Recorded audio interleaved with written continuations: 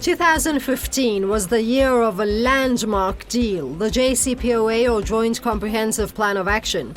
But before it could take off, action had its wings clipped. In 2018, the former US government pulled out of the deal. But this year has, with modest moves, also accomplished something as significant: steps taken to save the JCPOA from demolition. That is a good prospect, but it is not to say Iran is banking on it. The JCPOA, or nuclear deal, was between Iran and P5+1 countries. Those are the US, UK, France, Russia, China, and Germany. 22nd February saw a logical turn of events. Iran was to put an end to free at-will nuclear inspection on that day if the US didn't lift all sanctions as commanded by the JCPOA. Sure enough, the US didn't lift sanctions. But contrary to expectation, Iran struck a deal directly with the UN nuclear watchdog. This would buy 3 months more to give diplomacy another chance to perhaps make the deal work. In the meantime, Iran's nuclear activity would be recorded all the same, but by Iran itself. You're watching Iran Today, and I'm Leila Faramarzi.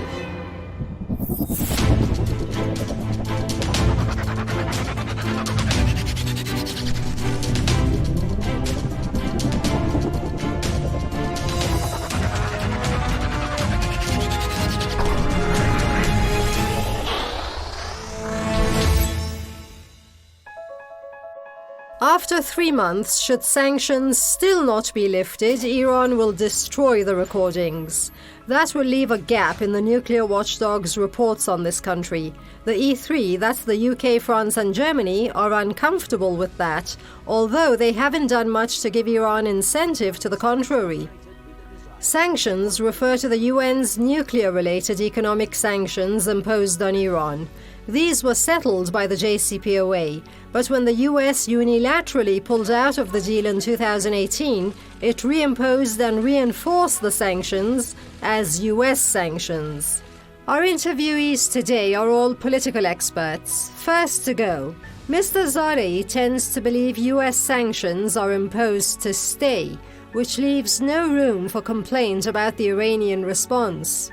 To revive the JCPOA, Iran says it's not enough for the US to just re-enter the deal. They have to lift sanctions. Now let's say the US doesn't immediately do so. How far do you think they're going to go in pressuring Iran with sanctions? I believe that the policy of sanctions against the Islamic Republic is a well-established American policy. Biden cannot take steps to eliminate it, even if he wants to, because this policy is planned behind the scenes by centers of power such as the APAC, and they are the ones who decide on Iran-US relations. This continues to remain so. It's been the case since the Carter era, when the first game of the sanctions was played, until today, 42 years later, across all US administrations, no matter Democrats or Republicans. So far, the West has taken some symbolic steps to salvaging the nuclear deal. The E3 are brokering talks. The US is willing, Iran not yet so. Because sincerity on the part of the US and Western parties to the deal, Iran suspects. The West would be wise to hold JCPOA talks, that is, nuclear-related talks. But they appear to be using talks as a confidence-building strategy to push for more terms, and Iran will not scrap its ballistic missile defenses for anything.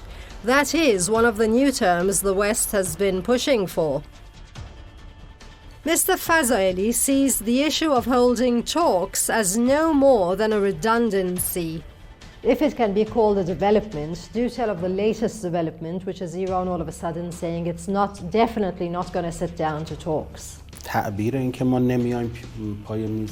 say that we won't go back to the negotiating table may be misinterpreted. Our position is that we have already come to negotiate and spent a lot of our country's time, but did not see any results. We are now ready to negotiate under the same framework of P5+1. Provided that we see the fruits of our previous lengthy negotiations, because negotiations are not done for the sake of talks. They are carried out for a specific predefined purpose that both sides have already agreed upon. Mr. Khoshcheshm contributed to the discussion by Skype. To them, talks only mean a means for containment of Iran's power. That's why they have not been loyal to their undertakings. The major merit they have always promised to provide to Iran has been a removal of sanctions. That's been their major undertaking in all these agreements. But they have never done that because they look at sanctions as a weapon and as part of their strategy of containment, which relies very much on military threats as well as sanctions in order to push Tehran to the talks and then receive merits and try to slow down Iran's growth in various military and nuclear industries. Iranians, both civilian and official, hailed their government's move. Even staunch principalist individuals on papers called the deal between AEOI and IAEA a logical move in maintaining national interests. AEOI is the Atomic Energy Organization of Iran and IAEA is the UN nuclear watchdog, the International Atomic Energy Agency. Now, not everyone in Iran is happy with the government's logical move. The majority of parliament, mostly principalists headed by House Speaker Ghalibaf, are up in arms. Why are MPs so incensed? Well, the US both pulled out of the nuclear deal and continued to find new ways to sabotage what was left of the deal. So finally, Parliament or Majlis decided to roll its dice in a different way. It passed an urgency law in December 2020, which was to be executed from 22nd February 2021, unless the US returns to the nuclear deal and, more importantly, lifts sanctions off this country. After all, the nuclear deal was intended to keep an eye on Iran's nuclear program and limit it in return for sanctions relief, not sanctions increase. The new law was called the Strategic Act of the Islamic Consultative Assembly to remove sanctions, and it gave the US time to lift sanctions. Apparently, the US needs a lot more time, and for giving it that time, Parliament wanted to refer the administration's deviation from the parliamentary bill to the judiciary. But after the recommendation of Iran's leader for resolving differences, the two bodies are settling their dispute through a joint committee. Speaking of the Parliament's law, if we want to scrutinize it meticulously with an emphasis on legal matters, one can find some flaws in it. We can say that some of the words used in the agreement need to be more accurately interpreted. But on a macro level, I believe what transpired, meaning the measures the government took and what the IAEA did, wasn't compatible with the Parliament's resolution. Of course, the Parliament's reaction is understandable. The lawmakers were worried based on what happened before, that there could have been an oversight by the government and that the law might not be implemented. This was a reaction which one could argue was sort of an overreaction. Iran has come to a point when it refuses to sit and wait for its rights to be thrown at it breadcrumb at a time. So it decided to further exert pressure on Western signatories to the deal to get sanctions lifted once and for all. That is why on the 2nd of December last year, Parliament proposed the said law. The final act of that act would be to halt free-at-will inspections of nuclear sites by pulling out of the additional protocol to the NPT, which allows surprise inspections of nuclear sites. NPT stands for Nuclear Non-Proliferation Treaty. It was an agreement that somewhat prevented tensions in relations between Iran and the IAEA without breaching the law passed by the Iranian parliament. It gave the IAEA a 3-month deadline to make attempts so the West upholds its commitments under the JCPOA and Iran would not have to abandon implementing the additional protocol altogether. In my opinion, it was a good joint opportunity to continue the relations between Iran and the IAEA and to reduce the level of tension between the two to some extent. President Biden did promise a return to the deal in his electoral campaign.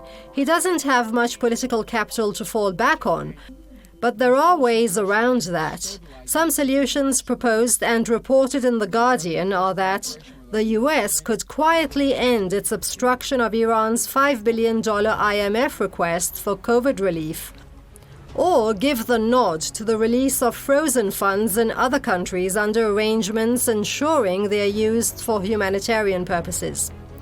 They need to realize that the sanctions did not deliver the results they desired, because they are exerting pressure to force us to change our ways. They need to realize the attempts haven't been effective and have failed to bring about any change. And we are even getting stronger. For example, on the nuclear issue, the issue of enrichment to a 20% purity level has been raised. The leader of the Islamic Revolution also hinted at the possibility that we raise that level to 60% purity. When they see that their attitudes will lead the Islamic Republic to act in such ways, I think if they are smart, they will change their approach. The problem with US sanctions is they are said to be aimed at regime change or behavioral change on the part of governments sanctioned or boycotted. But actually, you can't really impose sanctions on a government without immense collateral damage inflicted on its people. So US sanctions don't work. They don't achieve set goals and often even backfire, which gives cause to reason US sanctions are not to serve US foreign policy, but only to serve the interests of politicians. I'm not saying they'll lift the sanctions, they won't. We don't see any signs of goodwill. Our position is that they weren't even after clinching the JCPOA, they were looking beyond it. They thought they could use the JCPOA as a platform because the nuclear issue is neither a remarkable advantage to Iran nor a serious emergency for the West. If we have access to the third, fourth, fifth or sixth generation centrifuges, they are way ahead of us. They ask us not to make nuclear bombs, which we don't want to make, but they have such weapons themselves.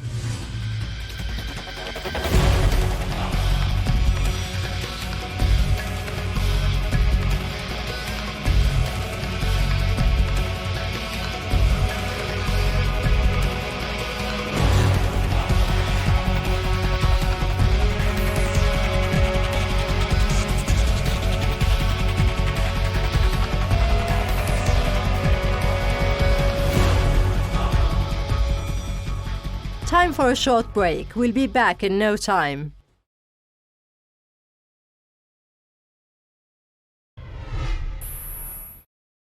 So far, some couple of dozen countries suffer some form of US sanctions, which are said to have left hundreds of thousands, even millions, suffering in the world.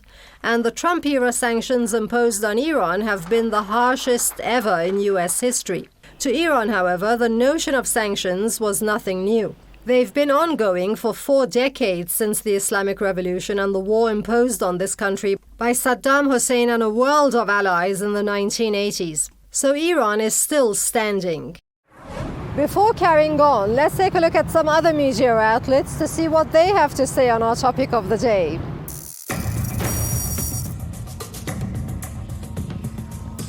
Now that we're hands-on, what do they actually have to say? Beginning with the European Council on Foreign Relations. Fool me once. How Tehran views the Iran nuclear deal. Europe and the US should focus their efforts on swiftly returning to the original nuclear agreement with Iran rather than holding out for the unlikely prospect of better terms. While there is still a possibility that the agreement will be revived, it increasingly appears to Tehran that the process will be a marathon and not a sprint. There is one point between Iranian leaders on which they all agree. Tehran must end its strategic patience in the implementation of the nuclear deal. The rhetoric for public consumption varies between different camps in Iran who differ on the extent and method of the response. However, political elites now generally agree that Iran should not allow itself to be duped by the United States again, and that Tehran should not reverse any steps to accelerate its nuclear program until Washington is certain to ease sanctions in return. The Atlantic Council says with Iran, nuclear diplomacy comes first. If Iran wanted to renegotiate the JCPOA framework or add other topics to the agreement, it would have done so while the Donald Trump administration was in office and punishing Iran with maximum pressure sanctions. The reality is that Iran is not ripe for a grand bargain.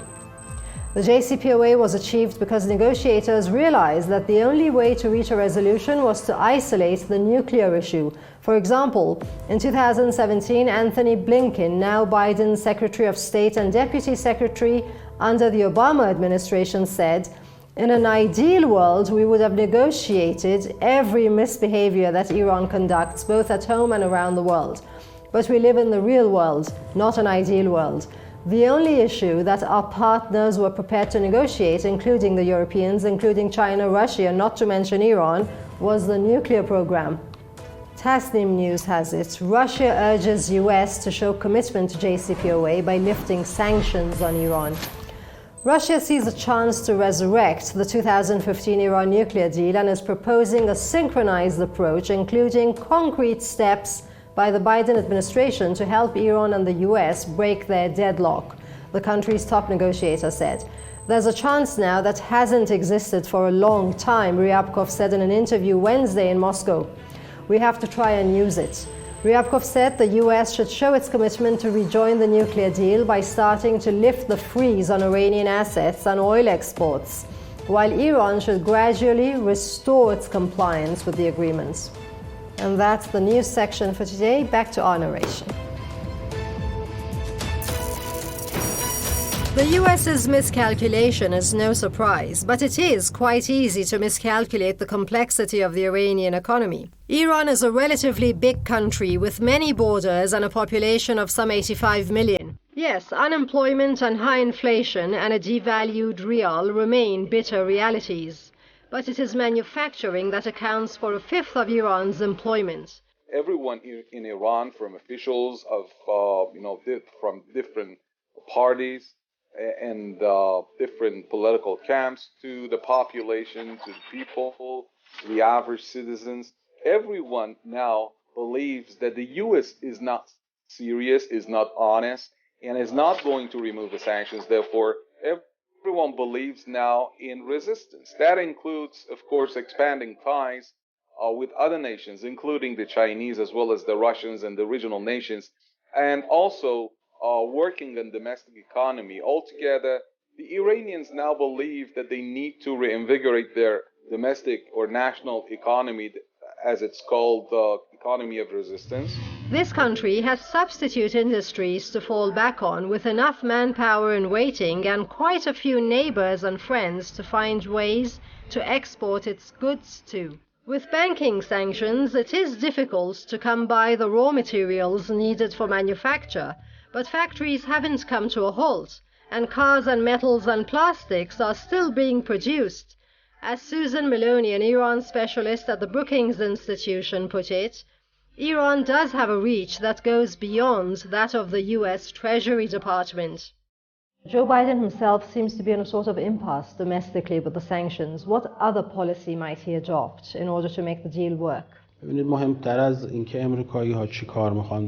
Deciding on what we want to do is more important than what the Americans want to do. As long as we wait for the Americans to do something, this problem won't be solved. We need to make our own decisions and suppose that the sanctions are going to stay in place. We need to make plans about how to run the country under these circumstances, which is quite possible. That is, if there is a better coherence and trust in the existing capacities of the country, and we use the capacities properly, with the experience we have gained in resisting sanctions, we can certainly be much better off from now on and improve the situation even if sanctions aren't lifted. Joe Biden was vice president to the level-headed President Obama, in whose time the JCPOA was inked to lift sanctions in return for controlling Iran's nuclear program. But even then, the final knot was not tied. And now President Biden, in spite of his election promise to return to the JCPOA, began by demanding Iran return to full compliance before he gets back into the deal. Well, Iran's in no rush. This country is happy to enrich uranium for peaceful purposes to 60% enrichment, up from its 20%. It was the US that pulled out to begin with, and Iran expects the US to take the first step. A step-for-step mutual return to the deal Iran is content on. Or is it? The fact that Mr. Zarif came up with a solution doesn't mean that the Islamic Republic has decided on it. We did not accept the step-by-step approach at all. Iran has said that all sanctions must be lifted in accordance with the JCPOA. We're saying that in order for us to retrace the steps we have taken over the past year, you need to lift the sanctions, but not in a gradual or step-by-step manner. We're at the 100th step, we've honored our obligations step by step and are now standing at the last one.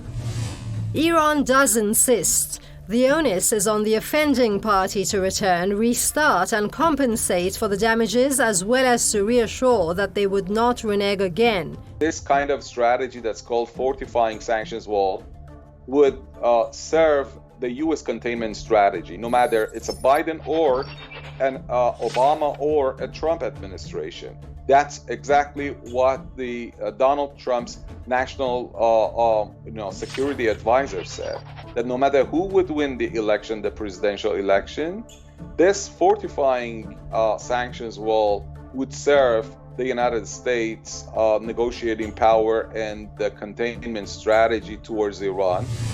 The recent U.S. attack on the Syria-Iraq border has raised Iranian suspicion further.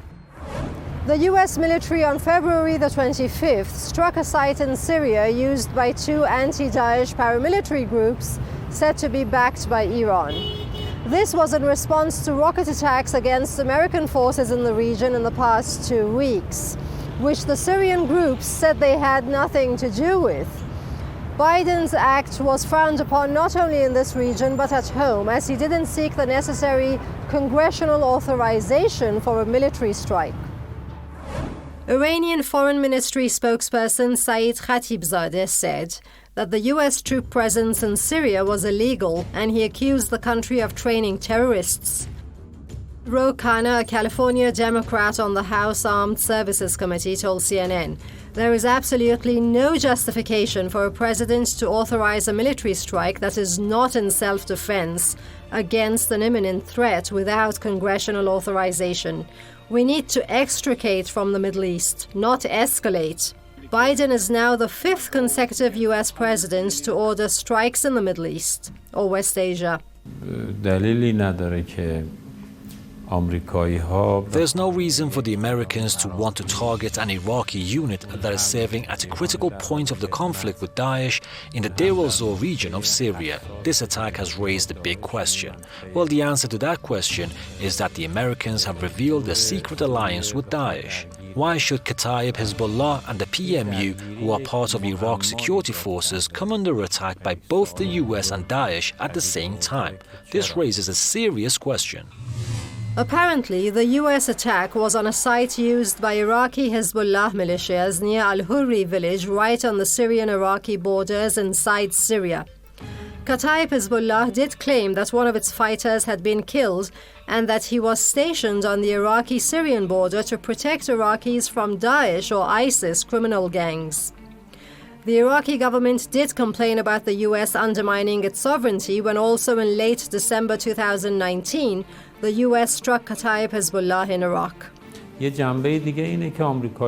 Another point is that the Americans said that this was in retaliation for the operation that took place against the military base in Erbil, which was an incident that happened 5 or 6 days ago. About 16 rockets were fired at the American base, killing and wounding a number of them, and now the Americans responded by attacking an almost empty base, resulting in only 1 martyr and 4 wounded. While the Americans took unjustifiable action against the forces that had officially denied involvement in the Erbil affair, they were very cautious about taking a limited measure. This indicates the fear of a backlash from the Iraqis against the US troops in the Arab country. Whatever happens, neighbors matter.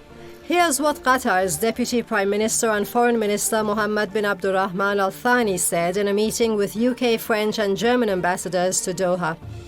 He said that his country supports diplomacy and dialogue on the issue of Iran's nuclear deal, JCPOA, while stressing the importance of all parties' fulfillment of their commitments to the deal.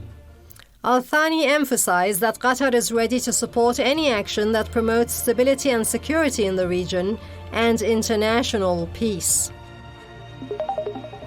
That's it for today. Thanks for watching from the whole team. Don't forget to return to the box at the same times next week and each week after, and to leave your comments and topic requests. Bye for now.